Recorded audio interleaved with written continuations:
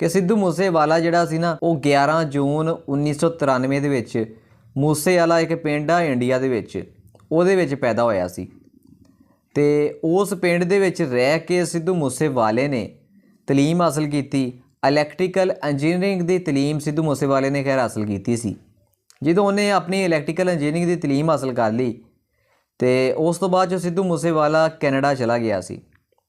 Canada दे विच जाके उन्हें music के बारे समझना शुरू किया तो खैर आखिरकार म्यूजिक दे विच ही उन्हें अपना कैरियर बना लिया।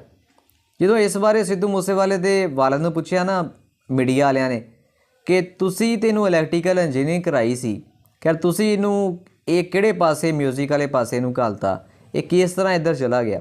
तो यार उहदा जिहड़ा वालिद सी उन्हें यह गल कीती कि साडी यार आपदी ख्वाहिश सी कि असी इलैक्ट्रिकल इंजीनियरिंग इनू करवा के ते SDO बनावांगे, साडी ते खुद दी यह ख्वाहिश सी।